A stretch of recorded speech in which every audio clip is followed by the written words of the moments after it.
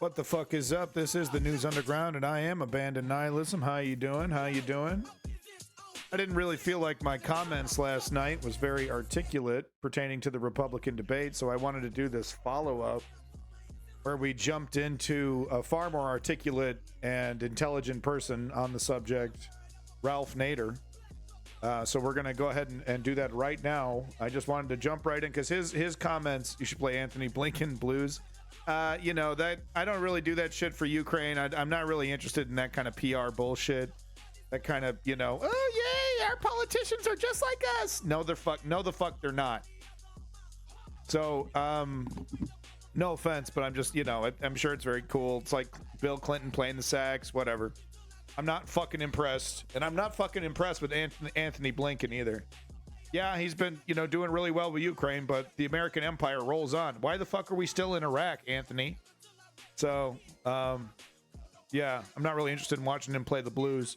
No, we're going to jump into this Ralph Nader interview, and then we're also going to take a quick peek at the sham impeachment of Joe Biden that is falling flat on its face. I mean, these guys need Karl Rove. These guys need Dick Cheney. Those guys knew how to sling some mud. Those guys knew how to fucking dig up some shit and make it stick, right? These rookies over here trying to impeach Joe Biden, making themselves look like absolute fools. So we're gonna jump into that really quick.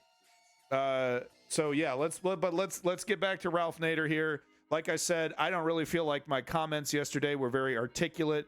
I was stoned, of course, but I was also just like flabbergasted at how pointless, and it was really difficult to wrap my head around it. Well, now I've slept on it, wrapped my head around it. I saw this interview with Ralph Nader, so I was like, I got to show it, and the appropriate time to show it is as soon as possible. So here we are.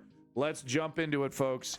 Ralph Nader with his comments on the absolutely pathetic Republican debate that we saw. And yes, it was absolutely pathetic. That's the best word that I can come up with. Let me know what you thought of the Republican debate, at least how much of it you watched, because half my audience left halfway through. I wanted to leave halfway through, so I don't blame anybody for leaving. It was barely watchable. It was almost torture. So let's get into it. Republican debate of 2024 and more. We're joined by Ralph Nader, longtime consumer advocate, corporate critic, and former presidential candidate. Also founder of the Capitol Hill Citizen newspaper, which has very substantive. No, it wasn't. New issue. My commentary was garbage. That commentator was correct, who I called out and banned because I got butthurt. I unbanned them and sent them an apology. Out. Ralph Nader is the author of many books, including the forthcoming book, The Rebellious CEO, 12 Leaders Who Did It Right. Ralph, welcome back to Democracy Now! Wow, that's the way they address education, yeah. Is Chris Christie accuses President Biden of sleeping with Dr. Jill Biden, his wife. That really was one of the gross. And then Mike Pence over here doubling down. Homie, we don't want to hear that at all, man. These guys are so out of touch, it's unbelievable. I don't want to hear about who you're boinking, and I certainly don't want you calling people out on who they're boinking. Holy shit. Like it's supposed to be a bad thing. I mean, there are millions of fucking teachers, at least thousands of teachers, tens of thousands of teachers. You know, it's just, my God, these are supposed to be presidential candidates. I wouldn't let them water my garden. Welcome back. Oh my God, sticks. Anyway, why don't you summarize your response to last night's debate? Like, no, you're fired. Well, like the first debate, it's pretty embarrassing that this is what they put forward to become president of the most powerful country in the world. We have a political system that does not bring out the best in the American people and doesn't bring out the best in candidates. Saturday midnight, the government is going to probably close down. There wasn't much talk about that. That's a pretty serious problem. Millions of workers depend on federal contracts in districts all over the country. Federal grants support major social safety nets for children, for disadvantaged people, for disabled people. All that's going to be suspended. Where's the protest? It doesn't matter, red state, blue state. All these people. No, he's talking about the people that are going to be affected by all this. You know, they're like supposedly just cheering on. Yeah, lower our wages, give us less rights. He's right. Where are the protests for these people that are going to lose everything? These Republicans were stumbling over themselves, talking about how they're going to cut teachers' wages and make the middle class lifestyle even harder. Will be cut off from federal programs of various kinds, and we know how many there are that go into every district. All these people, whether they're conservatives or liberals, all these families are going to bleed the same color. And there wasn't much discussion about how a dozen right-wing Republicans are basically controlling Speaker McCarthy and heading the federal government into a shutdown. Anyone else notice how she was wearing a white lapel mic? It's a nice touch. But beyond that, they seem just to be reacting to the headlines of the day. They don't talk about the structural weakening of our democratic society. Yes. They don't talk about exactly, Ralph. The distortion of public budgets based on a distorted tax system that undertaxed the very wealthy and the corporate like never before. Yeah. The Trump tax cuts in 2017. Exactly. Yeah. They don't talk about over 50% of the federal budget goes to empire. It goes to the bloated military budget, which drains away all kinds of support. And folks, we could support Ukraine while also removing all the incredible waste from our military-industrial complex and auditing the Pentagon and all these things. We could absolutely still support Ukraine and do that. In fact, with this, we could probably double fund the current amount of money going into Ukraine with the amount of savings if we actually did a proper audit of the situation. And Davey, don't come in with the, oh, well, my department audits everything. You know full well the government and the military is wasting an incredible amount of money on bullshit every day. A fiscally responsible person like you would have to agree with that. The numbers speak for themselves, the numbers that we can see. So we could save a lot of money and send a bigger chunk of dough to Ukraine if we actually did it. For the necessities of the American people back home. They don't talk about the corporate crime wave that even the mainstream press is reporting. Sure. Insurance companies, banks, drug companies, oil companies. They don't talk about the huge amount of corporate welfare. If I hear bipartisan, bipartisan, I'm a fucking Roblox. You know what I'm saying? We got Gavin Newsom over here talking, because he did the Hannity thing talking about bipartisan legislation. Oh, Joe Biden passed all this bipartisan legislation. I'm not impressed. You're passing legislation that fascists agree with. It's not impressing me. They're into poor. They go after programs that help the poor. But the corporate welfare kings are making out like bandits with very little congressional oversight. So one area after another. I mean, one would think, for example, 5,000 Americans dying every week from what Johns Hopkins medical report said are, quote, preventable problems in hospitals, end quote. That's 5,000 Americans a week, 250,000 a year. And the doctors who put this report out a few years ago said that nothing is really being done about it by the federal government. And that was their most conservative estimate. $1 billion a day is being ripped off from health care programs by corporate crime. True. And $1 billion $60 billion rip-off of Medicare alone. How inflationary is that? I mean, the areas that they avoid because of their paymasters and who they raise money from is really pretty extraordinary. But the real problem, Amy, is that where are the people protesting here? You would think they're about to be cut off from all kinds of critical federal programs with the shutdown on Saturday midnight, and there are no demonstrations in the districts of these dozen or so right-wing Republicans, North Carolina, Arizona, Georgia. And where is the Democratic Party in these districts? They're not challenging these members who are getting a free ride. One guy...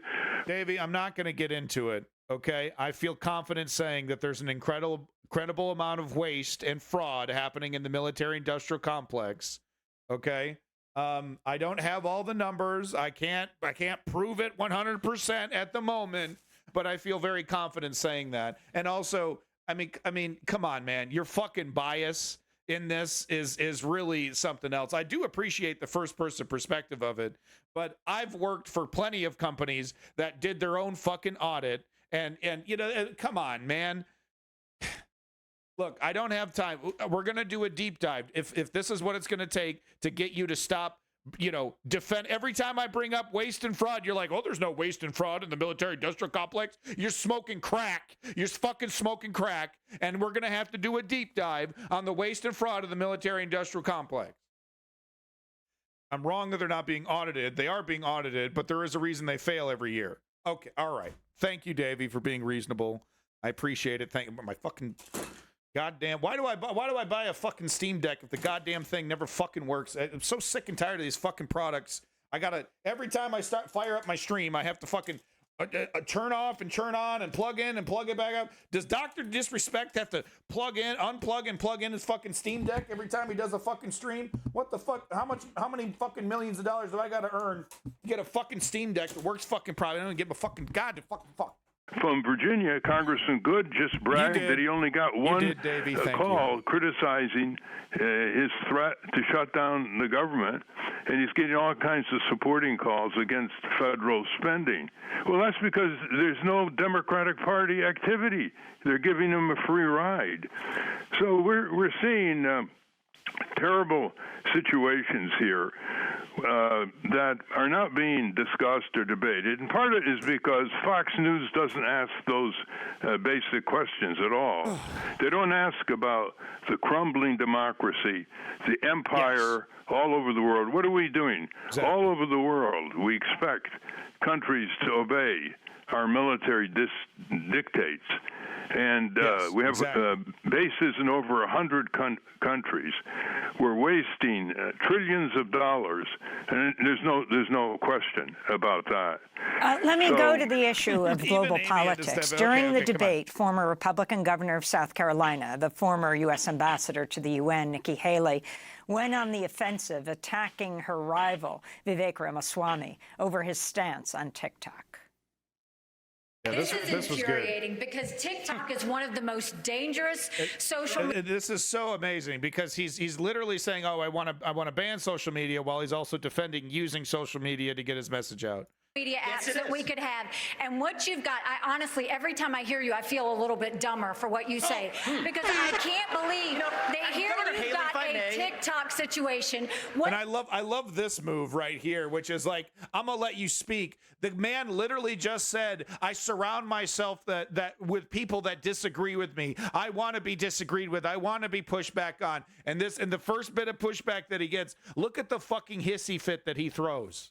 What they're doing is these 150 million people are on TikTok. That means they can get your contacts, they can get your financial information, they can get your emails, they can get text messages, they can get all of these things. This is very important for our party. Exactly what they're doing. This is very important for our party, and I'm going to say you've gone and you've helped China make medicines in China, not America. You're now wanting kids to go and get on the social media that's dangerous for all of us. You went, you were in business with the Chinese that gave Hunter Biden $5 million. We can't trust you. We can't trust you. We can't have TikTok in our kids' lives. This is very important. Mr. Ramaswamy, you have 15 seconds. I think, excuse me.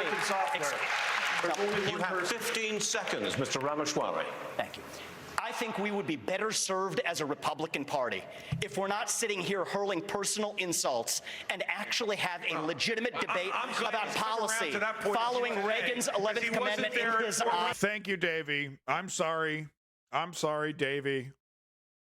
Flying off the fucking handle over here. I'm sorry. And yeah, I did miss that, DCH. Thank you for pointing that out. And the answer is that is what actually makes our country. No, that's the crazy thing about Vivek, dude. He's literally fucking Martin Shkreli. He's literally Martin Shkreli. Strong, and I believe in these people. These are good people on the stage. They disagree, but let's have a legitimate disagreement. Someone did tweet something along the lines of, if I could ever find someone to love as much as Nikki Haley hates Vivek Ramaswamy, I'll be a happy man. Ralph Nader, your response. Well, generally, her criticism of social media and what it does to kids is correct. She's picking out TikTok because it's Chinese-owned, but it could be Facebook, it could be Instagram, it could be any one of these wardens of the internet gulag that's got our kids hooked through that iPhone 5 to 7 hours a day, separating them from their parents, community, nature, you name it. Damn, tell us what you really think about social media and cell phones, Ralph. But they're now wrangling with each other. They're trying to break out to see who's going to be number 2 or number 3 in the polls up against Trump. That's what's causing that. This is homemade chicken soup with a fucking baguette. Keep shoveling in the calories. Am I supposed to feel bad about eating a lean, vegetable-filled fucking chicken soup? Are you insane? Are you like I'm over here slamming down a fucking Arby's? Like I'm over here slamming down a fucking cheeseburger? I'm eating a lean chicken noodle soup with a fucking baguette? Keep slamming in the calories? Fuck you. Back and forth. It's really interesting. I mean, you have millions and millions of people who are not making a living wage. They don't even mention that the federal minimum wage is $7.25 an hour, frozen since 2009, and or even earlier.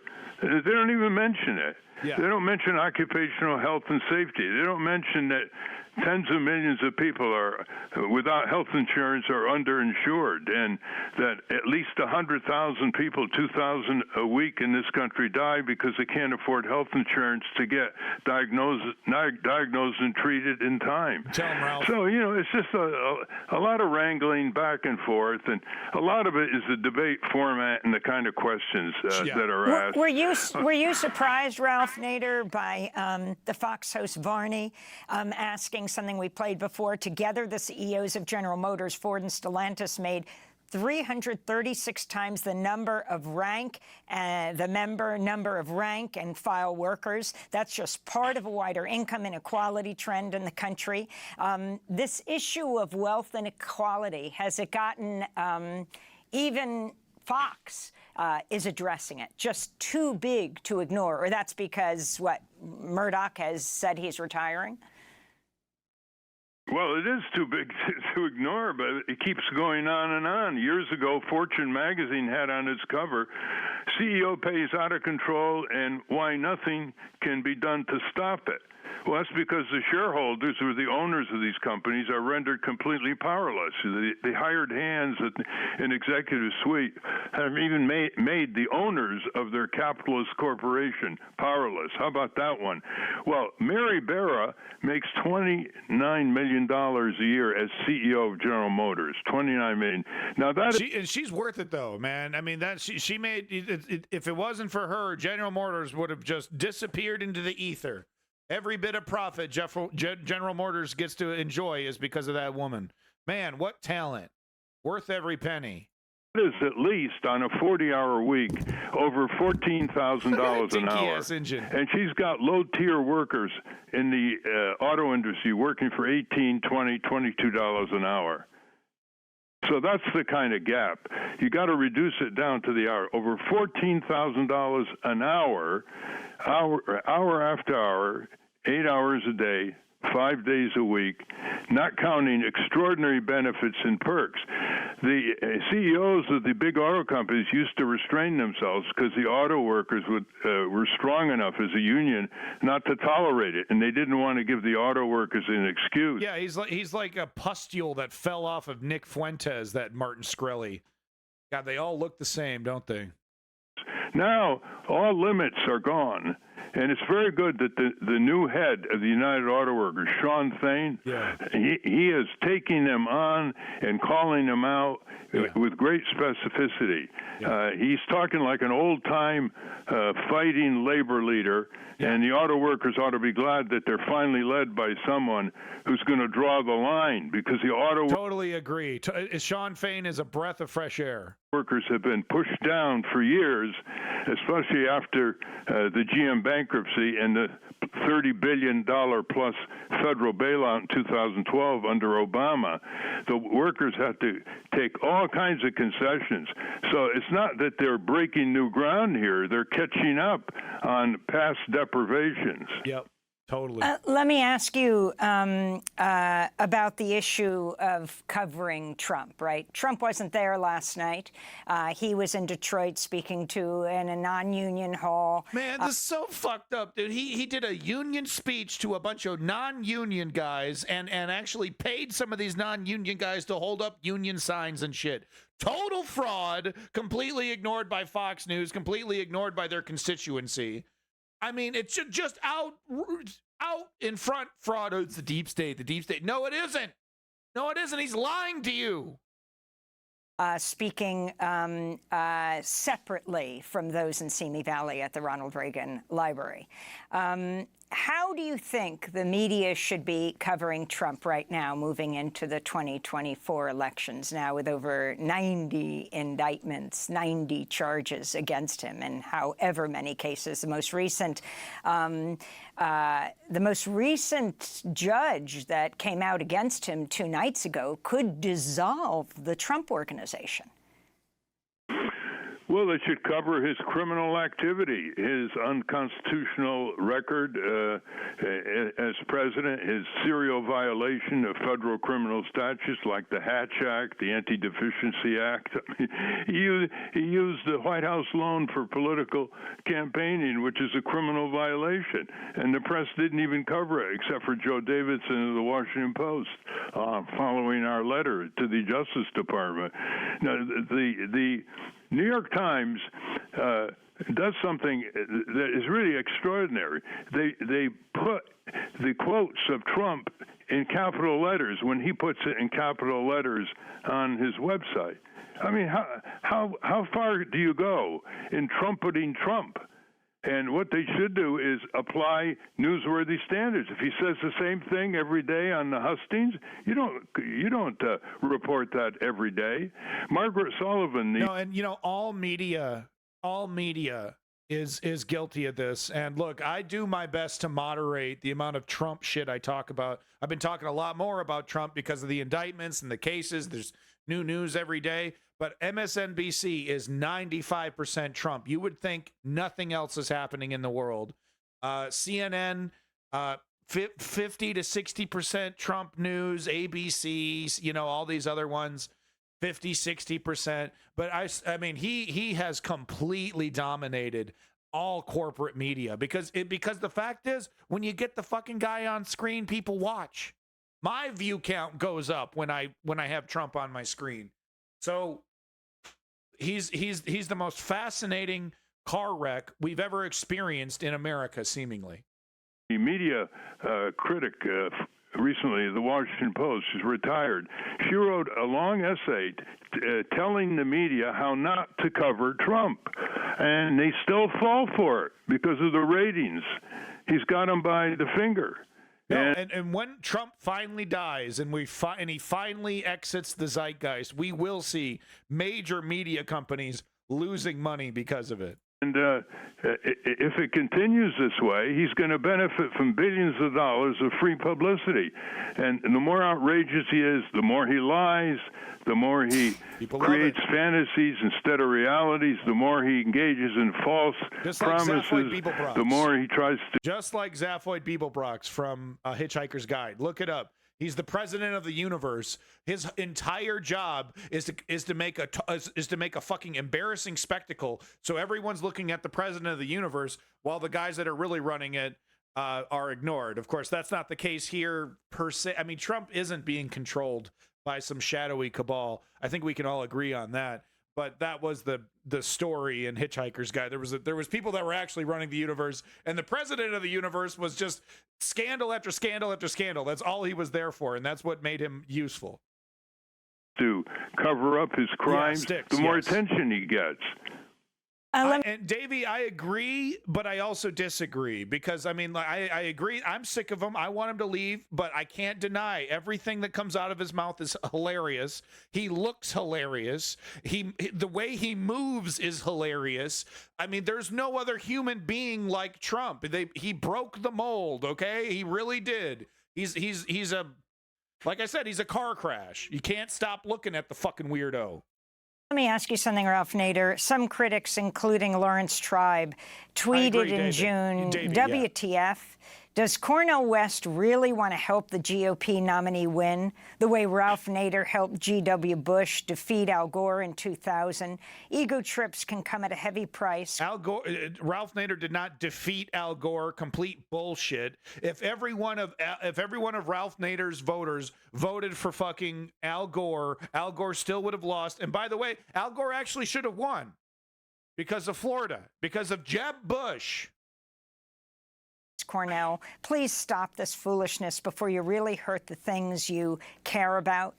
Can you respond to this, Ralph, as you were brought into it, but then also talk about what you're feeling about President Biden right now? This ought to be good. Well, this is the worst performance by Larry Tribe. He is a leading constitutional law expert. He should know what the First Amendment is all about. When you run for office, you are running in the right of the First Amendment, the right of free speech, a petition, assembly, and he should. Yeah, this whole idea that the only way we can have a functioning democracy is to give our allegiance to one or a different party. You get two options, and every time that's all you get. It's one of the most anti-democratic things I've ever heard in my life. To say, well, I don't like these candidates. We need ranked choice voting. Ranked choice voting fixes the entire, and of course the Democrats would never want it. I mean, actually, to be fair, Democrats do sometimes pass ranked choice voting locally. Will we ever get ranked choice voting federally across the entire nation? It doesn't seem likely because it doesn't benefit the Democrats in every case. I mean, it opens up an opportunity for the Democrats to receive a real challenge from progressives. So it's a push and pull thing. But you got to give the Democrats credit. There have been Democrats that have passed ranked choice voting in certain states. That it does exist in certain states, and that is the solution to the Ralph Nader conundrum of quote unquote wasted vote. And I'm opposing them, but I'm not going to oppose their right to run. I mean, he flew down to he flew down to Florida in 2004 in a court trying to get me off the ballot, which is basically saying, shut up, do not exercise your right of free speech. This is a constitutional law professor at Harvard Law School, my alma mater. Teresa. A motherfucking constitutional law professor who absolutely knows what free speech means, doing everything in his power to destroy free speech because of his allegiance to a fucking political party. It's pathetic. Amato had to go down and oppose him, and she blocked it, our campaign director. So if your party is so weak that a fucking a progressive like Ralph Nader can come in and steal your votes and steal your constituency, what does that say about your policies and your politics and your party? That one individual can come in and say some facts, tell the truth, and all of a sudden you got people bailing on your party. What does that say about your party? He's got a real tick on third parties. He doesn't understand.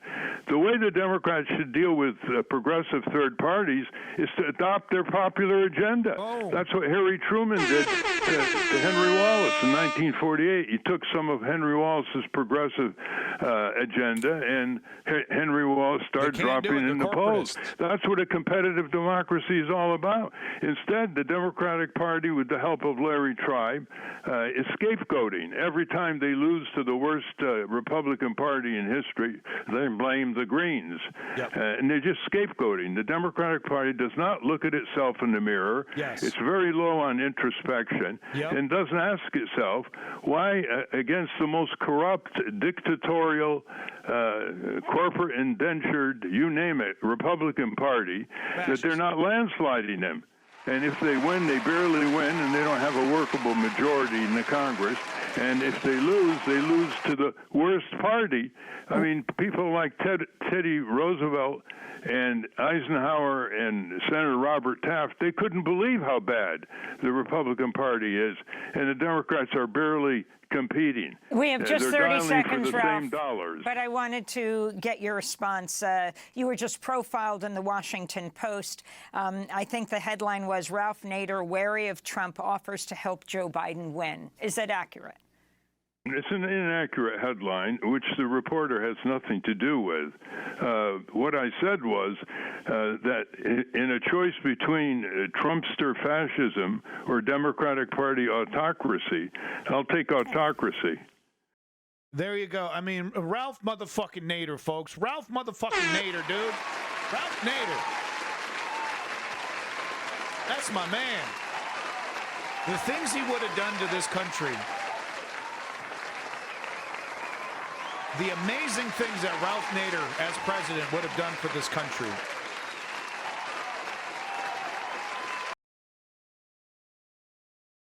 Because it allows an opportunity for a reversal. Fascism and the violent rhetoric and behavior and voter suppression of the Trumpsters, and they're just getting underway, while they let Wall Street do whatever it wants. They deregulate everything, the health and safety and economic protection programs for the American people. They give tax escapes, so big corporations now are making money in the U.S. and paying virtually no taxes, a whole list of them. It's the perfect corporate state that Franklin Delano Roosevelt warned about in a message to Congress in 1938. He said, when private power takes over government, that's fascism. And so that's what we're dealt with, a two-party duopoly. Yeah. I'm all for third parties. I wish the Green Party well. Cornel West is by far the most progressive candidate. He's got the most complete progressive agenda in domestic and foreign policy. And Ralph being a little generous there. Frankly, Cornel West's foreign policy is garbage, is pro-Russia, is defeatist and embarrassing and naive. Okay? Look, he is a master at rhetorical flair. Cornel West. Putin ain't listening, dog. You could bring a tear to Putin's eye, and it's not changing a thing. It really isn't. He's kind of set. He's in too deep. He's not changing this, and he's certainly not just waiting for a call from the leader of the free world. Hey, you want to chill on that? Oh, I've been waiting, bro. Yeah, let's do it. Let's negotiate.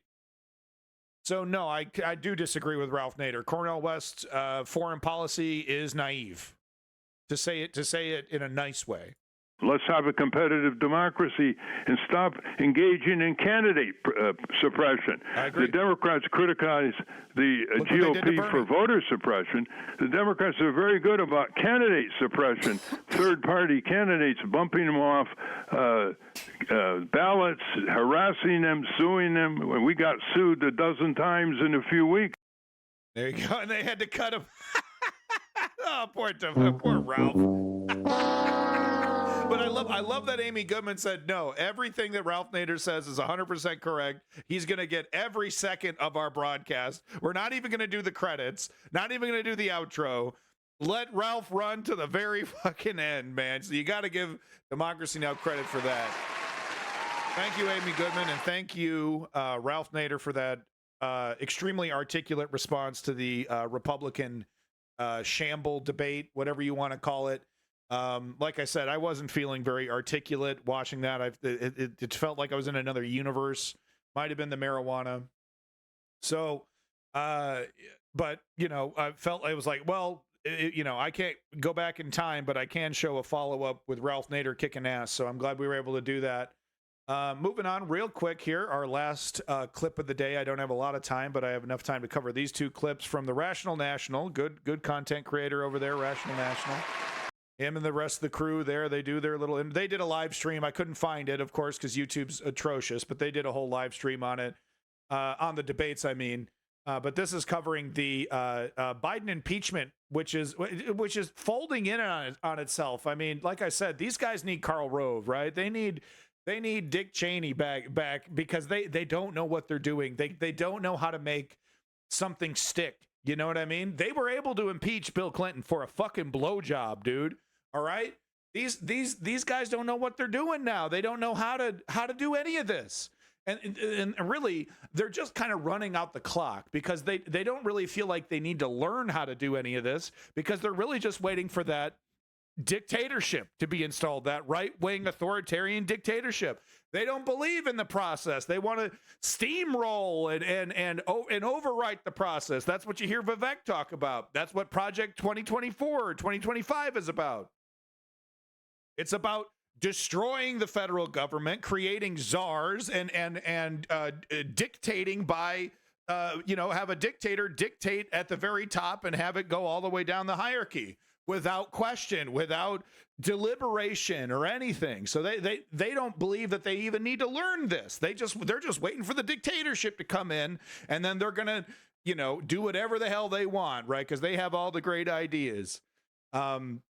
So let's get into it here. The Rational National. This is really something else with this impeachment because I mean the witnesses fully admit, oh, we got nothing. We got fucking nothing, and they're being pressed and called out on it, and it's such an embarrassment.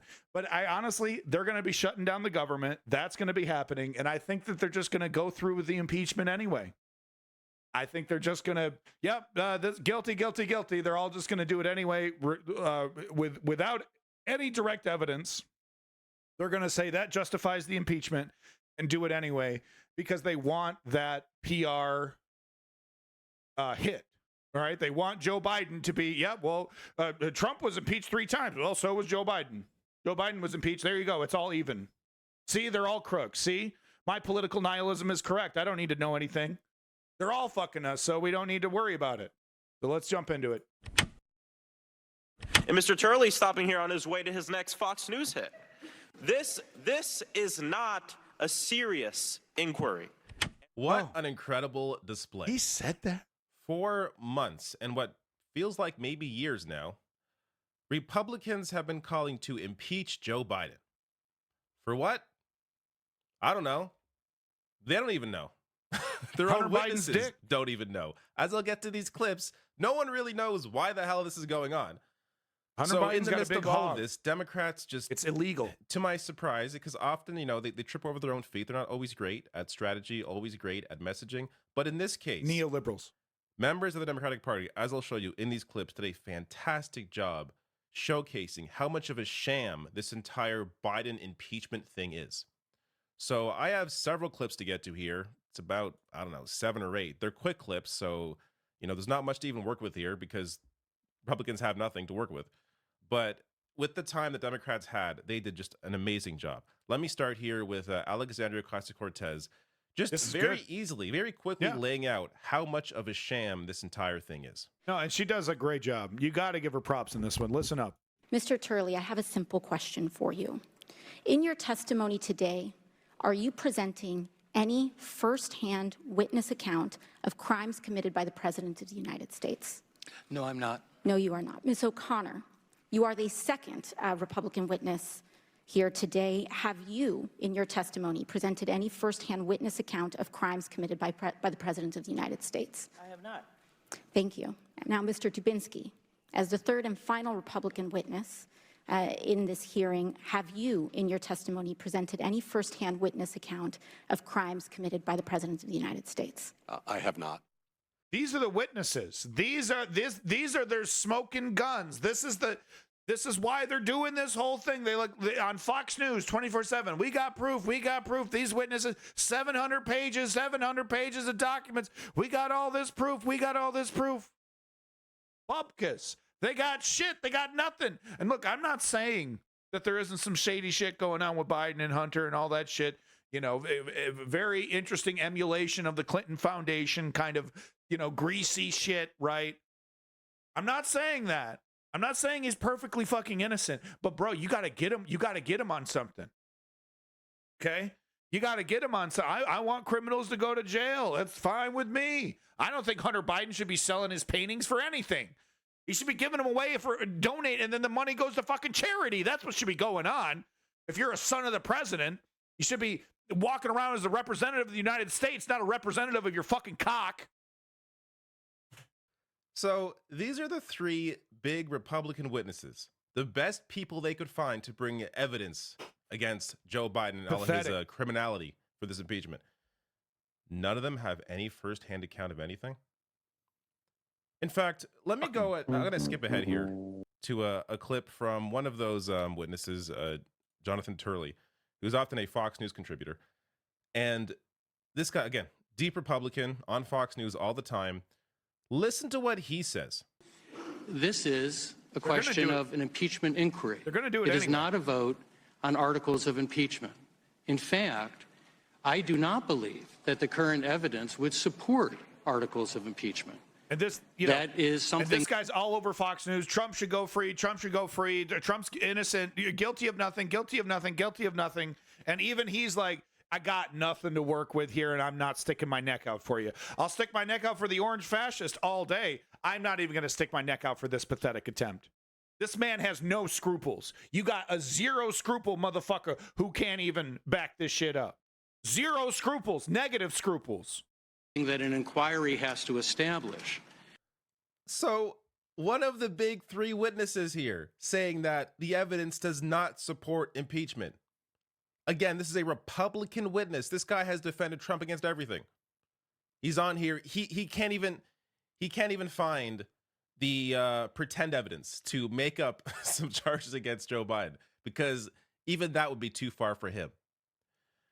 It's so incredible how much of a waste of time, how much of a sham this is. And you may be wondering, well, then why is this even going on if clearly there's nothing underneath any of this? Are we wondering? Let me get to Is Maxwell anyone wondering? Frost, because he breaks it down very clearly. He starts, before I get to his clip, let me set it up here. He starts by sharing this little board here. So he discusses how, the far right has called for this impeachment for Joe Biden. And then on September 1st, McCarthy was very clear saying, no, we're not going to hold impeachment for Biden. There's no reason to.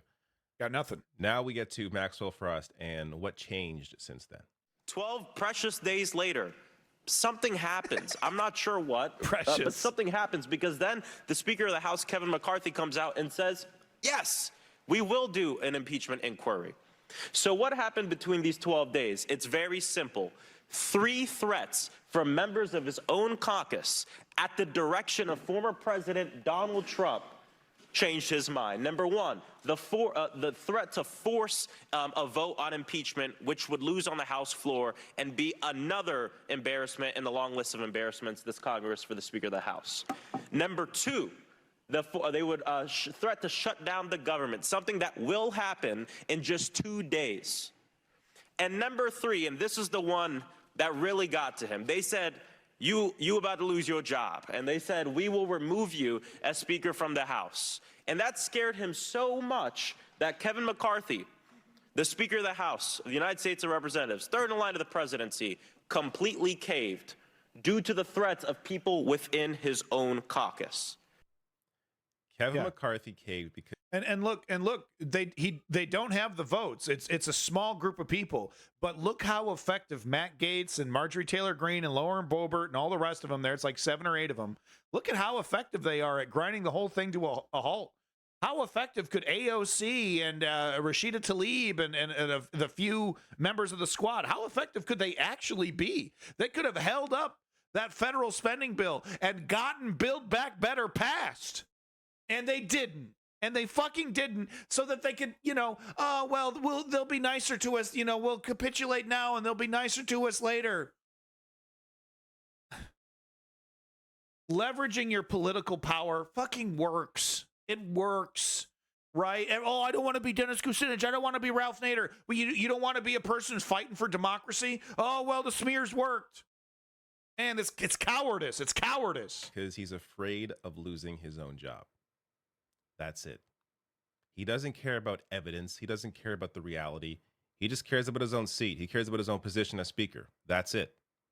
So that's why he's caved to this. And it's amazing because he went along with the impeachment. Like the whole point of him, I guess initially, at least it seemed this way, the whole point of him going along with the impeachment was to avoid a government shutdown. But Republicans are they're doing it anyway. Shut the government down. So him caving on the impeachment didn't stop the government shutdown. That's still going on. Of course not. But now Matt Gaetz, he knew from the very beginning when that agreement was signed with him and Matt, he knew that he was going to be pinning him to the fucking wall on that and then trying to replace him. It's so obvious what's happening. And this guy is so pathetic, this McCarthy character. He really is pathetic, man. He doesn't, seemingly, I mean, I guess the establishment has his back anyway. Very worried about being removed. So he's caving to all of it and in a hopes to, save his job. Maxwell Frost did such a good job that I'm going to show you one more clip from him. This is a moment that, I don't know, this stands out really because of the reaction from the witness.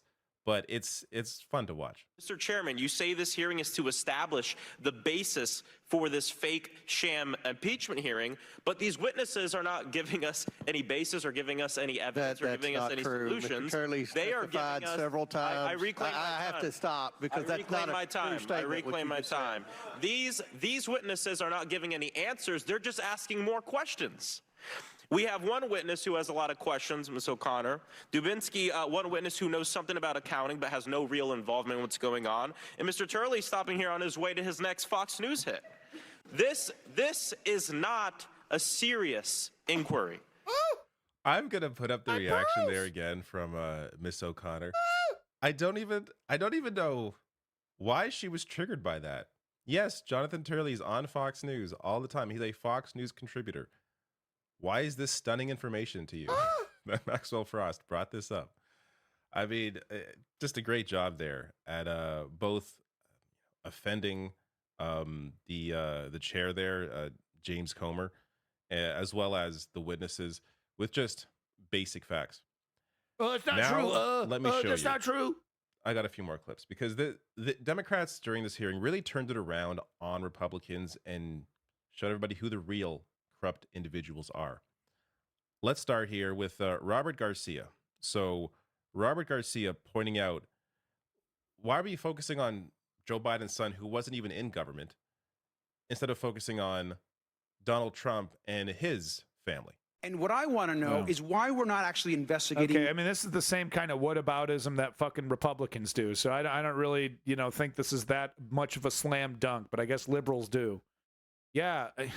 Yeah. Real family corruption. They want to attack President Biden's family, who actually never worked in the White House, which is incredibly hypocritical. Yet we have not yet talked about these guys that actually worked in the White House. And in fact, I want to talk about Jared Kushner, who's right over here. We know that Jared Kushner, who's Donald Trump's son-in-law, was given enormous power in the White House. When Jared joined the White House, he was so unfit and unqualified and with so many conflicts of interest, he couldn't even get a security clearance. His father-in-law, Donald Trump, had to intervene, overriding national security officials.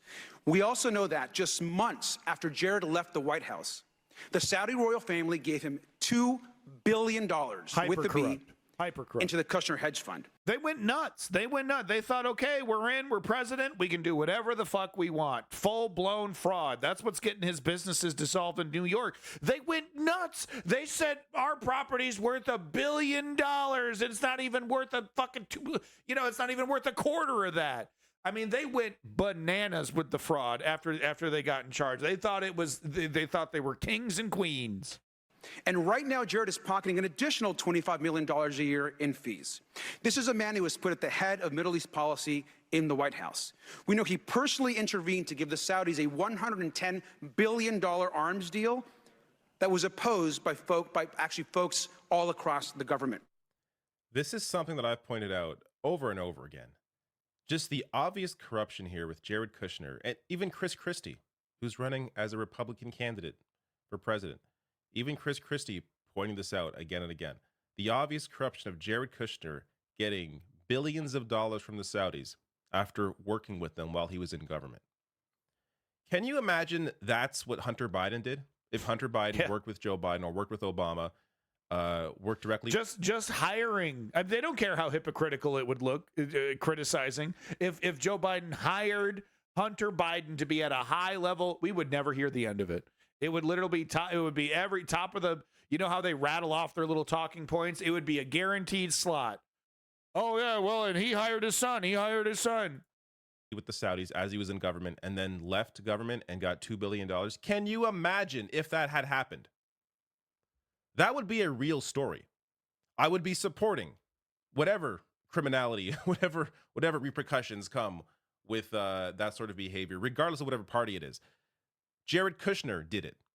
And Republicans are focused on Hunter Biden. Yeah, okay. And a laptop. Yeah, buddy, they're hypocrites. Yes. Can we get to the next clip? Fucking news at 11, bro. Come on. Got him. Hold on to those two words.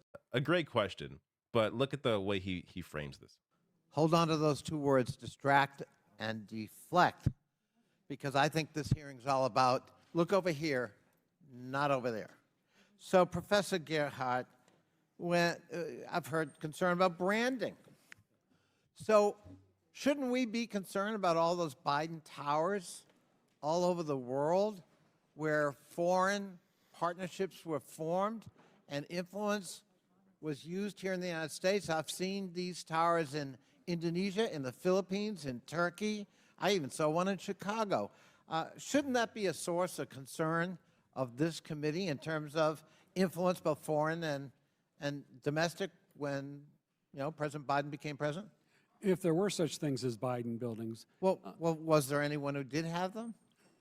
I think we all know who had. Well, could you tell us? Because, Well, just give me the name, Professor I think if Gerhardt. we're talking about Mr. Trump. Thank you. Connolly having some fun here, helping to really contextualize how much of a sham this entire thing is when you have someone like Donald Trump who clearly was involved in a lot of corruption. Defrauded the government. And Joe Biden, they can't even stole even their own witnesses money can't from the find government. It's intentionally would stay at his hotels and intentionally overcharge the government for all the amenities for the Secret Service and everything, like double, triple, just go nuts. Stole money from you and me, and put it in his fucking decrepit pockets. And then Connolly goes on to also do the same sort of, verbal maneuver when it comes to Jared Kushner versus Hunter Biden, pretending, hey, how about, Joe Biden's son who got $2 billion from the Saudis after working with them in government? Yeah. Like, it's just, man. Yes. Anyone objective looking at this, it's very clear, right? It has to be. Yeah, we're not dealing with objective people. We're dealing with people with a very clear fascistic agenda. So, yes. I think this is a great clip to end on because he puts a question here to the committee and look how they respond. Well, members of the Oversight Committee. This is the clip. This is the closer right here. If you're not paying attention, pause what the fuck you're doing and watch this. This is good. Please raise your hand if you believe both Hunter and Trump should be held accountable for any of the indictments against them if convicted by a jury of their peers. There you go. So you got Democrats. Yeah, fine. Look, Joe Biden, guilty. He's indicted, charged, guilty. Send him to jail, just like Trump, right? And these fucking cowards. No, Trump is innocent. Trump's innocent. 91 charges, 4 indictments. Well, rallying, wasting the millions of taxpayer dollars to do this sham fucking impeachment because he's such a criminal. Oh, well, I mean, if Biden's impeached, right? Impeach the right wing too, right? Oh, no, we get special treatment. These people are disgusting. There's zero scruples, zero shame. They have a goal, and that is an authoritarian dictatorship. And all of this is just filler for the big fucking ending, the big conclusion. And that is the end of democracy. This is all just a fucking filler until they get to that point, and they know it. We can take a minute. No, it's serious. This is a serious matter. If y'all need to think about it, we can take a moment and think about it. It is serious. This is very serious. Think about it. Should both Hunter and Trump be held accountable? I want to see whether you'd raise your hands. Should Hunter and Trump both be held accountable if they're found guilty on any of their indictments. Raise your hand if you think that equal 91 charges, 4 indictments. It's all fake. It's all the deep state. Every shred of evidence, fake. Every judge, every jury, everything. It's all biased against Trump. These people are disgusting, and they don't believe in the rule of law. They absolutely do not believe in the rule of law. Justice under the law applies, and Trump should be held accountable. No. I think it is worse than embarrassing that Republicans won't raise their hands. They refuse to say that equal justice under the law should apply to everyone. Welcome back, Banger. That right there gives away the entire game. Shameful. I fully support equal justice for both Hunter Biden arrest criminals and Donald Trump if they both committed. And people are like making fun of the email, Hillary Clinton in the emails. Arrest her for those fucking emails. She broke the goddamn Presidential Records Act. You're not allowed to have a separate email server and communications with fucking foreign governments and God knows what outside of the government system where there's no transparency. Your ass should get arrested. So this canard that left-wingers don't believe in justice, don't want us, we want our side to be protected while we're going after them. Complete bullshit. Don't push back as hard as possible. There's no fucking, there is preferential treatment though. Look at how Hunter is being like, not shielded per se, but I don't know. Some would say he's actually getting pushed harder than you would normally because the thing that they got Hunter for was declaring that he owned a weapon, but he was on drugs or some kind of technical thing with the documentation. But like 99% of people don't get called out on for it, don't get arrested for it, but they got him on that, some kind of technicality. So, no, arrest criminals. Arrest criminals. It's a left-wing position. Law and order, it's a left-wing position.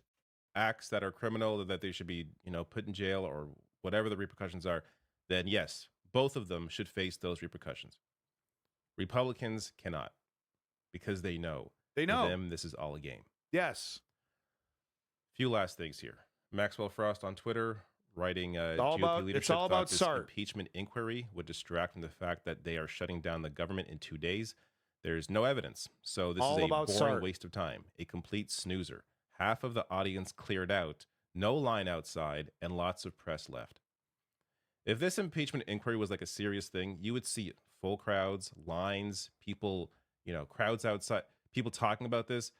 This is, everyone knows. I think even Republican voters know this is completely nothing. They know. They don't care. But you have here this entire strategy. It's a tactic. This is like a 7-hour stream, which, by the way, I got to give credit to Aiken. I never know how to say his name, but he clipped out all the clips that I used. I think the vast majority of them he clipped on Twitter. There's no way I could have watched 7 hours of this, so I'm very thankful for people like Aiken and Aaron Rupar and others that do that work. Same here. It's just, when it comes to these sorts of committee hearings, ones that are because they're not just like it's on in the background and maybe they're, while they're working. No, they're paying attention and they're clipping this stuff out, and it's like literally get me my fucking Roblox. I need to load up some Roblox and pull the Roblox so the Roblox busts out the back of my head. You know what I'm talking about? News fest like this one. Can't 7 hours of it? No, like man. I'd rather Roblox. But a couple last things I just want to show that are not worth showing the entire clip, but I want to mention them. Summer Lee did a great job showcasing how the government's going to shut down in a couple days because of Republicans, and she mentions each of the Republicans on the committee, how many of their constituents are going to miss paychecks because of that. Wow. So she goes through, each person. Jim Jordan, for example, his district, the shutdown will cost 3,939 of his constituents their paychecks. Marjorie Taylor Greene, they do get paid eventually. 6 of her constituents will lose their paychecks. Yeah. So really helping. They do get paid eventually, but the problem is a lot of people are paid paycheck to paycheck, even the employees for the government, because the government, it's not like the government's paying you gangbusters over here. To personalize better than your average wage, though. This for each of the members and just the direct impact that they are going to have on their constituents by shutting the government down. Last thing, this is the fun clip I want to show you. I may not even show a full screen. It's 12 seconds long, but I just laughed because it's fun.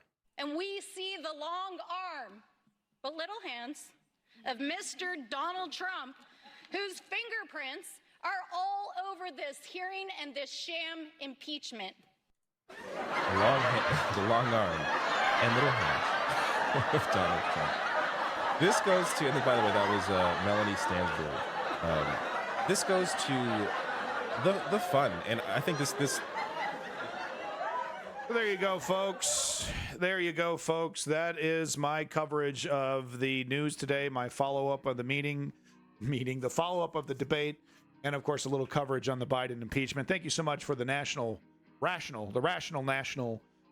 For his diligence and content. I wish I was you. I wish I was making content for money, and that was my job. I'm jealous of you. Please don't be insulted with my brash nature.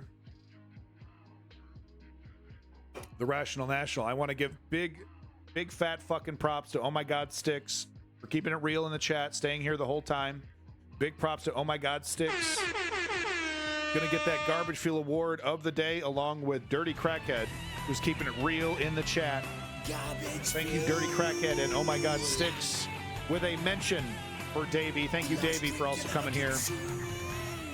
Thank you, Davey. If you just stuck it out just a little bit longer in the chat, I would have given you that Garbage Fuel Award. Maybe next time, but Oh My God Sticks and Dirty Crackhead absolutely get credit. Davey, of course, was here first, so big props to Davey. Wish I could give you that Garbage Fuel Award. Maybe next time.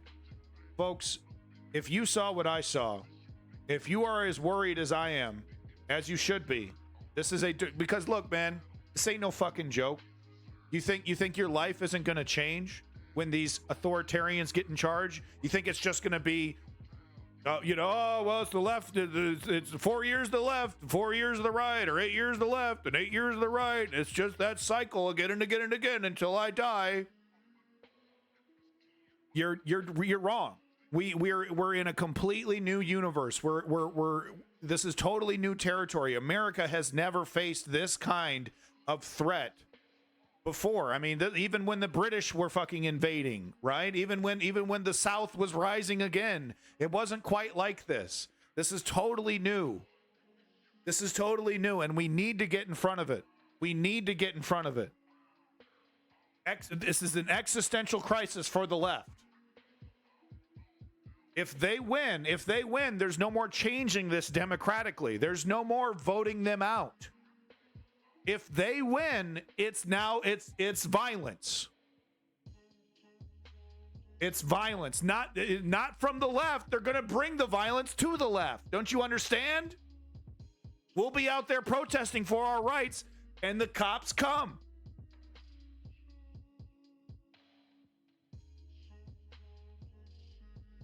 Folks, you need to follow my 3-step program to create political change. Step 1, inform yourself. Step 2, join a progressive political organization, a union, run for office, go to that school board meeting, fucking put your name down. And step 3, you got to put in the work. You got Steve Bannon every damn night over a crisp glass of scotch, keeping that fascistic wheel turning. You got Charlie Kirk over here, 9 to 5 in it every single day for the fascist cause. TPUSA is running all over the left in terms of organization. The communists aren't going to save us. The anarchists aren't going to save us. The only thing that works is nonviolent direct political action. That is the only thing that works. Regardless of our stance on violence, it will be brought to us, but it has to come from a nonviolent place. But don't you worry, if you're about to get scrappy, they'll be getting scrappy. Because that's the final vestige. That's what the authoritarian, that's all they have. Once the democracy is gone, the only tool that they have to prevent their power from going away is violence. This is not rocket science. That's why I'm able to sit here and talk about it. It really isn't rocket science. So anyway, folks, I hope you have a good night. I hope you enjoyed that. Yeah, oh my God, Sticks, it's happening. Dirty Crackhead, thank you, both of you, but thank you. Like, we're right there, man. Hey, homeless, we're taking off. We're taking off for the night. Thank you for coming in. Make sure you catch the VOD. Sorry you missed it, bud. Peace in that motherfucking Middle East. Glory to the Ukrainian democracy, and fuck a fascist. We can't let him win. We can't let him win. Look at the poll numbers, man. Biden and Trump neck and neck. It's an embarrassment. It's an embarrassment. Biden's all strutting around like he's already won. Like he isn't on the precipice of a fascist takeover of his precious country. All right. Those are my 2 cents. Peace in that motherfucking Middle East, everybody.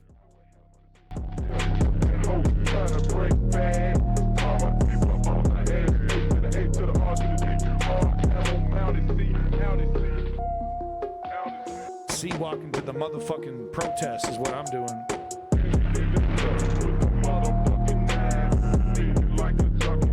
Having hard times. But I'm having hard times.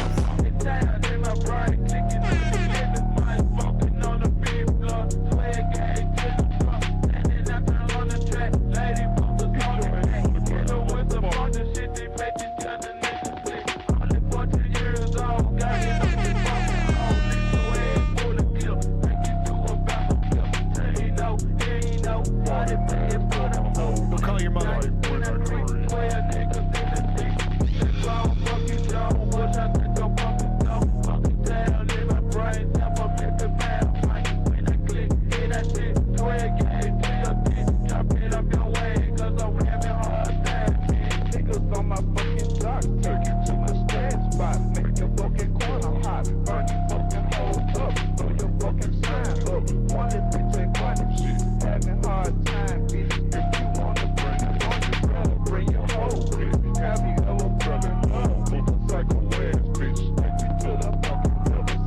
It's that Plankton 187, folks. It's that Plankton 187.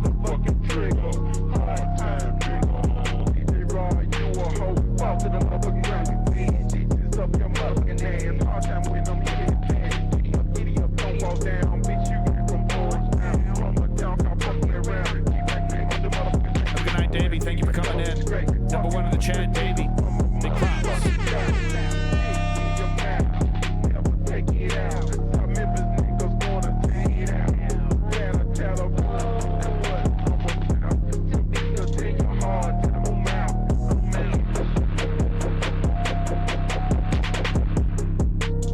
That's right, folks. It's the motherfucking News Underground. I am a band of nihilism, the harbinger of things to come. Stay up. Stay up on this shit. They're coming for your rights. They're coming for your liberties.